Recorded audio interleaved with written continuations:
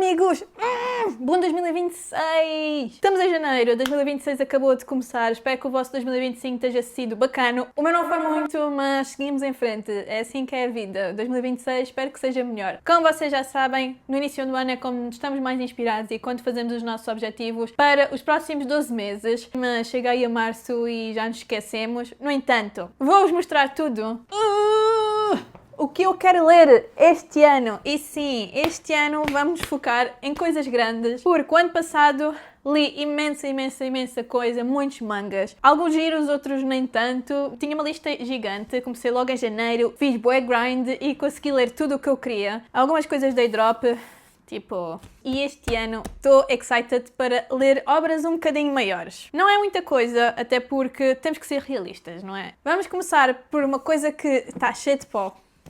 Vamos começar por este, que está na minha estante para aí desde 2023 e eu já li bastante até. Estou na página 438 e entretanto para aí há 4 anos que não leio. E é Midnight Sun, ou Sol da Meia-Noite em português. É da Stephenie Meyer e pertence ao mundo de Twilight. Afinal, os nossos 20 é para voltar às nossas raízes quando éramos teens. E é isso que eu estou a fazer. Twilight tem um espaço reservado no meu coração e Sol da Meia-Noite é um retelling do primeiro livro de Twilight, só que do ponto de vista do Edward. Todos os livros de Twilight são escritos na perspectiva da Bella e mais para a frente no Breaking Dawn, no Amanhecer. Também temos o POV um bocado do Jacob, que eu não adorei, by the way, mas pronto. Foi tipo um estrondo quando a Stephenie Meyer disse que ia lançar este livro. Este livro tem 751 páginas, a versão portuguesa, e Twilight é tipo metade disto, portanto dá para ver que o Edward é um yapper, ok? Estou excited para voltar a pegar nisto, porque tipo, Twilight é um clássico e vamos nos manter fiéis àquilo que nós somos. Twilight pode ser mau, mas é muito bom ao mesmo tempo. Apenas a voz de Bella se fizer ouvir. Os pensamentos mais íntimos de Edward permaneceram um enigma tão fascinante quanto o seu olhar. Como poderá o Edward seguir o seu coração sem significar o fim da vida da Bella? É uma batalha que se definirá a sua vida e a sua eternidade. E depois está aqui um quote do Edward no livro. Ai... It doesn't get better than this. A Bella merecia mais do que um assassino. Eu tinha passado mais de 7 décadas a tentar ser algo, qualquer coisa, para além de um assassino. E estes anos de esforço nunca me tornariam digno da rapariga sentada ao meu lado. Passando à frente. Outro livro que eu tenho aqui, quero muito ler este. Eu era para ler este agora no Halloween. Não deu tempo. Aliás, não deu tempo a fazer nada. Portanto, eu quase nem celebrei o Halloween este ano. Chama-se Butter. Em português chama-se Manteiga e é da Asako Yuzuki. Portanto, é uma autora japonesa e diz que é um romance sobre comida e homicídios. E olhem só esta capa, se não é uma das coisas mais diferentes que vocês podem ver num livro. Eu adoro livros assim que se destacam na prateleira. Provavelmente a vaca deve ter algum simbolismo aqui. I don't know. O marcador. Adoro quando traz marcadores. Adoro. Esta é uma história baseada num caso real de homicídio. Isto não tem sinopse aqui, só tem... A cozinheira gourmet Manako Kaji está detida no centro de detenção de Tóquio, condenada pelos assassínios em série de homens de negócios solitários que terá seduzido com sua deliciosa comida caseira. O caso captou a imaginação da nação, mas Kaji recusa-se a falar com a imprensa até que a jornalista Rika Mashida descreve uma carta a pedir a sua receita de guisado de carne e a Kaji não resiste em responder-lhe. Ai, desculpem, isto não está fácil aqui com a gripar. A Rika espera que este intercâmbio gastronómico ajude a amolecer a Kaji, mas parece que ela é quem está a mudar. A cada refeição que come, algo parece despertar no seu corpo. Será que ela e a Kaji têm mais em comum do que pensava? E depois diz que é inspirado no caso real da vigarista e assassina em série condenada da Konkatsu Killer. Digam lá se isto não é a coisa mais interessante que vocês poderão ler este ano. Isto teve bastante na berra agora o ano passado e houve discrepâncias de opiniões. Disseram que o livro era demasiado grande para aquilo que contava, a história arrastava-se muito. Vou tentar ler aqui, mas também ao mesmo tempo vou ler no copo, que é exatamente o que eu estou a fazer com este livro que eu tenho aqui, que é o Iron Flame, que eu tive que parar de ler porque o Shadow está... Why Do Men? Iron Flame é o segundo volume de Fourth Wing e eu este ano decidi que vou ler o Iron Flame, que é o segundo volume, e o terceiro volume, que é o Onyx Storm, que é para depois me preparar para 2027, quando a Rebecca decidir lá lançar o quarto volume. Fourth Wing eu li agora durante o último trimestre de 2025, para aí desde agosto que eu estou a ler Fourth Wing, foi mesmo estado pela Ana Rita. Aliás, a Ana Rita quase que me obrigou a ler isto. É uma história engraçada porque eu só leio romances, mas eu não gosto de fantasia. Fantasia para mim é muito complicado eu imaginar todos os dragões e todos os bichos imaginários e fantasiosos. Tipo, é muito difícil para mim. O máximo de fantasia que eu li e que eu gostei e percebi o que é que estava a acontecer é aquele tipo de fantasia que é muito próxima do nosso mundo real. Por exemplo, Harry Potter é muito próximo daquilo que é a nossa vivência, só que eles têm tipo magia dentro deles e estão numa escola à parte, mas o Muggle World é tudo muito interligado entre as coisas e o Harry sendo um Muggle também, as coisas funcionam bastante facilmente na minha cabeça. Depois li outra fantasia que aí pode-se considerar um bocado mais fantasia, que foi Grandmaster of Demonic Cultivation, mas não era uma fantasia assim muito... é aquela fantasia, estão a ver? Espadas, alguns tinham poderes espirituais, mas também estava muito ligada àquilo que é hoje o nosso mundo. Fortwing. Já é muito difícil para mim imaginar as coisas e então ela falou-me de Fortwing e de Akutar, então eu estava indecisa entre começar por Akutar ou começar por Fortwing. Fortwing disseram que parecia um bocadinho mais fácil e que era mais fácil a pessoa entrar no mundo, porque Akutar, o primeiro livro é muito world building, pelo que eu percebi, e é um bocado secante e as pessoas ficam um bocado turned off para continuar a saga, então Fortwing era o ideal e foi o que eu li. Gostei muito do primeiro livro. Havia ali umas partes em que quando aquilo se estava a desenvolver era um bocado assim chato, mas aquilo tem um pacing tão rápido que uma pessoa não fica aborrecida, porque acabam de ler um capítulo e no próximo já está a acontecer uma coisa completamente diferente. Não há tipo propriamente menos boring, a não ser que seja tipo uma batalha, porque eu não gosto muito de ler batalhas, nem ver batalhas, para mim é um bocado boring nesse aspecto. Mas o que deu sold out ao livro, para mim, e que me fez querer continuar a ler, porque podia ser só uma cena de género, vou só ler o primeiro livro e depois tipo, epá, não apetece mais. Mas o que me fez ir para aqui foi tipo as últimas 100 páginas, que dizem que em fantasia as últimas 100 páginas é que tipo o mais crucial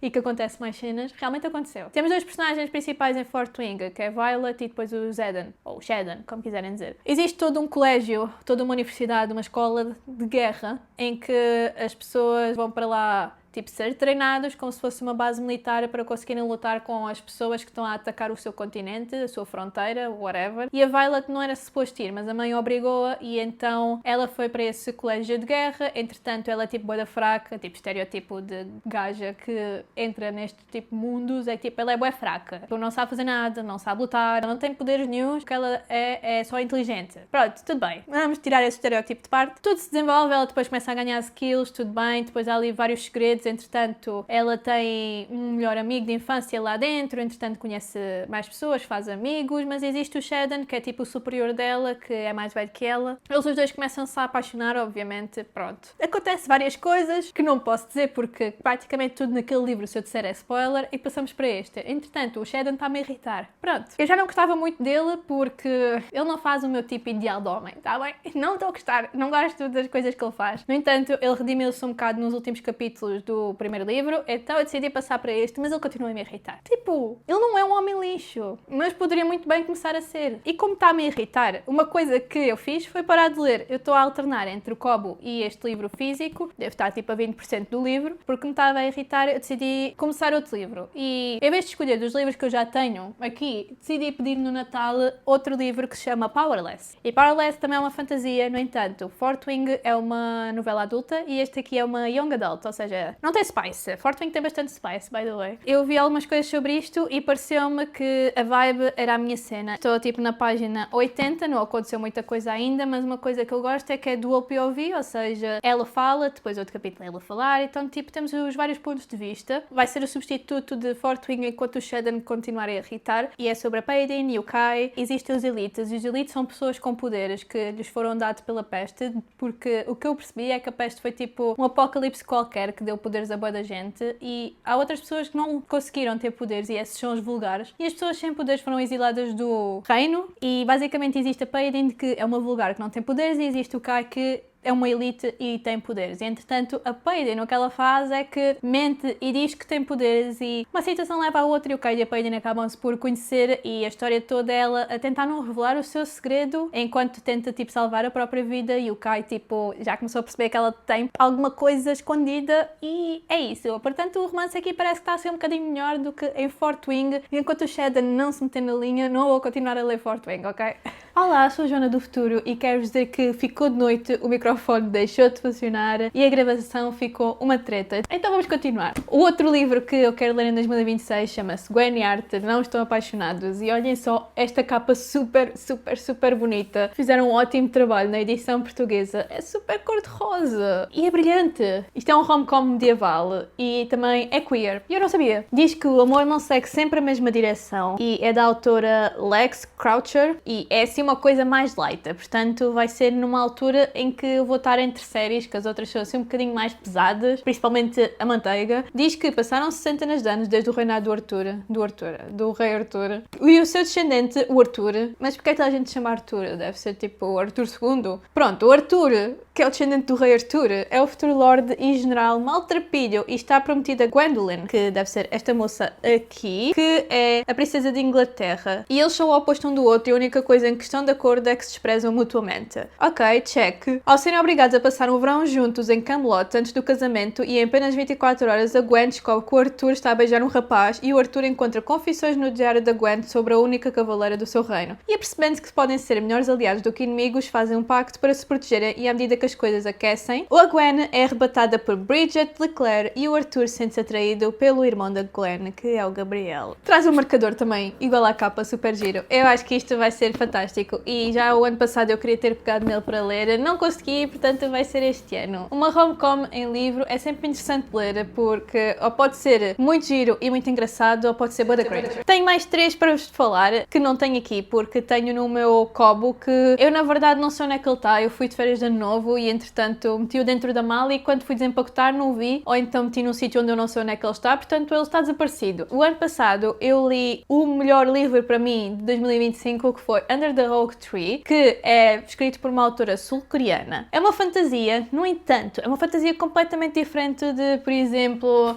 Iron Flame ou Fourth Wing. É um mundo mágico, dá para perceber que aquilo depois começa a envolver magia e assim, mas o que eu gosto em fantasias é que o plot principal é o romance e não propriamente a fantasia, os cavaleiros, os quests que eles fazem, como é ao contrário da maior parte dos livros que saem hoje em dia, em que tem um plot gigante e um desenvolvimento world building bué da grande. Depois há ali um romance pelo meio, mas o romance não é o plot principal. No entanto, Under the Oak Tree, pelo menos o primeiro volume, o romance é o plot principal e parece-me que vai ser nos próximos volumes. E entretanto, este ano eu gostava de ler o segundo volume de Under the Oak Tree, que saiu agora em novembro, e eu estou bem excited para ler, não sei porque é que ainda não li, to be honest.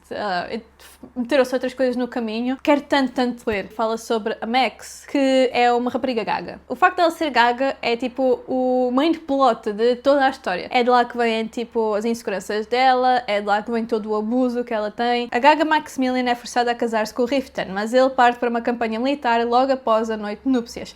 3 anos depois eles regressam triunfante e pronto para cuidar dela. Todos os contos de fadas terminam com um casamento e um final feliz, mas o amor deles começou com um casamento e isto não é um conto de fadas. Eu já li também o Manhwa, que isto depois teve uma adaptação para Manhwa super conhecida, é super conhecida o Manhwa. Aqui o facto de eu gostar tanto de Under the Oak Tree é que vê-se que eles os dois têm problemas. Ela é gaga, tem as suas inseguranças, o pai batia-lhe e ele era tipo, ninguém gostava dele, ele não tinha dinheiro, ele não era ninguém, só que ele depois veio da campanha, matou lá o bicho todos que eles matou, toda a gente começou a achá-lo como um herói. Ele não é propriamente estável a nível emocional e ela também não, no entanto, o que o livro faz é que vão vendo e crescendo os dois e ultrapassando tipo todos esses traumas e então estou bem excited para ler Under the Oak Tree, o segundo volume, agora em 2026. E agora deixando de parte os livros, eu o ano passado fiz uma lista gigante de mangas que eu queria ler, eu li quase tudo. Este ano não vou fazer uma lista de mangas que eu quero ler, obviamente, que há coisas que vão sair em inglês e coisas que vão sair em português que eu gostava de continuar, por exemplo, a coleção de Sailor Moon, do Distrito Manga, pôr em dia a minha coleção de A Sign of Affection também em português. Tenho 2 séries grandes que gostava de pegar. Talvez eu leia o Tokyo Ghoul Re e também quero ler Medaka Box. Saiu um anime em 2015, 2014 que eu vi e gostei muito e depois saiu uma segunda temporada que já não foi tão boa como a primeira, mas pronto. A partir do momento em que eu vi esse anime, eu disse que queria ler o manga e meti na minha lista e até agora tem estado lá e vai ser este ano que eu vou ler o manga de Medaka Box. Tem um plot bué simples, na verdade. É sobre a Medaka que consegue ganhar as eleições da Associação de Estudantes da escola dela. O O ponto de Medaka Box é que na Associação de Estudantes eles têm tipo uma caixa de sugestões em que todas as pessoas da escola, clube, as pessoas individuais podem lá meter um papel a sugerir coisas ou a pedir ajudas à Associação de Estudantes. Os clubes tipo de judo, de natação, entretanto deve vir mais outros que eu só li mais ou menos 2 ou 3 capítulos. Tipo, preciso de ajuda porque tenho poucos membros, ou preciso de ajuda porque estou a sofrer bullying dentro do meu próprio clube de natação em que eu sou a chefe. Ela, mais um amigo de infância, vão lá resolver os problemas e ela tem assim uma personalidade bastante forte. Sendo que eu vi o anime e vi a segunda temporada, aquilo depois começa-se a tornar um bocado mais sobrenatural, acho que começa-se a envolver poderes e assim. O criador de Medaka Box é o mesmo criador da Monogatari Series, então sei que deve vir para aqui qualquer coisa estranha, porque a série de Monogatari é bastante estranha só por si. Então eu estou com um bocado de expectativas que seja de alguma forma assim parecida a isso. E depois, para terminar aqui o ano e para terminar a minha lista daquilo que eu realmente quero ler, eu meti Monster. Monster é um clássico já neste momento e então já tinha na minha lista há muito tempo. Há pessoas que me sugeriram ver o anime, há pessoas que me sugeriram ler o manga. Estava indecisa, mas decidi ir para o manga porque eu acho que vai ser mais rápido do que ver o anime. O anime já é assim um bocado mais antigo. Eu não sabia bem o que é que falava Monster. Ao estar a preparar este vídeo é que eu percebi bem o que é. Fala sobre o Kenzo Tema, que é um neurocirurgião japonês que trabalha na Alemanha no pós-guerra e enfrenta uma escolha difícil. Operar um menino órfão à beira da morte ou o presidente da Câmara de Düsseldorf. Primeiro que tudo, eu adoro mangas e animes que não se situam no Japão. Quando eles vão tipo para a Alemanha, para Paris, para a Europa. Gosto muito quando é nessa área geográfica, até com a Apothecary Diaries, quando é na China Antiga. Também gosto muito quando eles vão tipo para fora do Japão. É assim, uma coisa diferente. E diz que no final o Tenma decide arriscar a sua reputação e salva o rapaz, deixando o presidente da Câmara para morrer. E como consequência das suas ações, o diretor do hospital, Reinma, decide despedir o Tenma do seu cargo. E ele, desonrado e rejeitado pelos colegas, perde toda a esperança de uma carreira de sucesso. Isto é, até que o misterioso assassinato desse mesmo diretor do hospital lhe dá outra chance. 9 anos depois, fast forward, o Tenma é agora o chefe do departamento de cirurgia e está prestes a tornar-se o diretor. E embora tudo pareça bem para ele no início, ele vê-se imediatamente envolvido numa série de assassinatos horríveis e o culpado é um monstro, ou seja, é o mesmo menino que o Tenma salvou naquele dia fatídico há 9 anos atrás. Pam, pam, pam, pam. Eu vi que aquilo envolve muita pistola, muita coisa mental, muitos jogos mentais e então é uma coisa que eu estou bastante excited também para ler. Não sei se vocês já leram, nem como é que isso vale a pena. Pegarem o Monster primeiro ou a Medaka Box. E eu tinha aqui os livros todos, mas entretanto já os arrumei ontem. Ai.